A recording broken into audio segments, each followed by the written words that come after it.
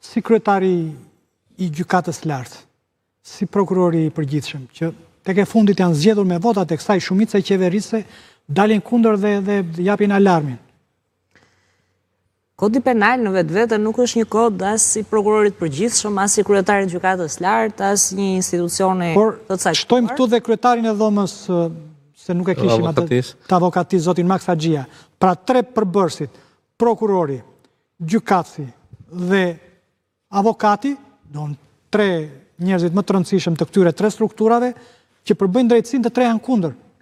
Nuk kanë qenë vetëm ata, në fakt edhe organizatat, nëse keni parë deklaratën e Bashkimit Evropian, kanë qenë një sër organizatash në përmbrojtjen e fëmijëve, mbrojtjen e viktimave të veprës penale, pra kanë qenë një sër organizatash që kanë ngritur zërin duke treguar që kodi është shumë problematik.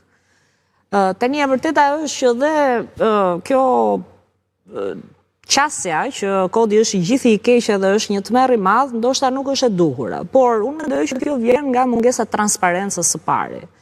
Qasja që u pat lidhur me prezantimin e draft kodit të ri, në këndvështrimin tim ishte e gabuar. Pra ju thoni doon që në mes 900 neneve të këtij projekt kodi, doon shumica janë të mira, por unë dua të sjell në vëmendje një debat që është bërë në kryesinë e Partisë Social-Demokrate në vitin 1995.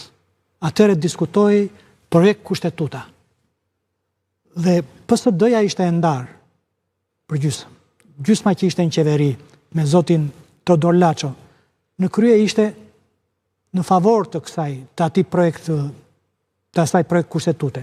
Ndërkohë, zoti Gjinushi dhe pjesa tjetër ishin kundër.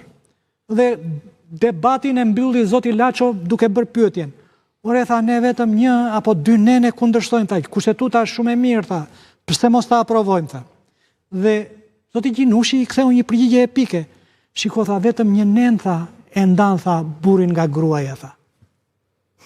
Kështu që mjaftojnë disa nene për ta prishur apo jo? Tani problemi është për mua personalisht, sigurisht avokatët kanë pasur ka një problematik shumë të madhe dhe besoj edhe qytetarët, po qytetarët janë në këtë fazë pak më larg, po dhe profesionistët, aq më tepër avokatët kanë problematika që lidhen me nene specifik, po kryesorja është me parimin.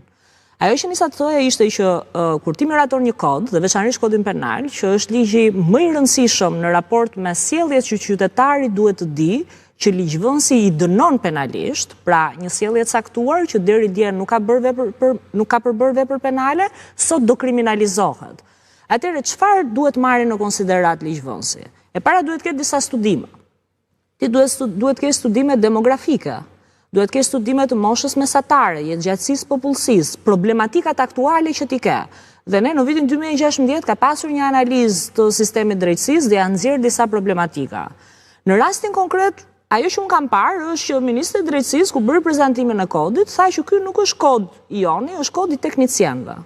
Dhe teknicienët, pa pasur fare paragjykimin se janë shumë të mirë apo më të mirët, unë mund të kem një mendim, Arbri ka një mendim tjetër, Redit i pëlqen kodi turk, mua më pëlqen kodi francez, për secili mund të ketë qasjen e vet. Kur ti bën një ligj kaq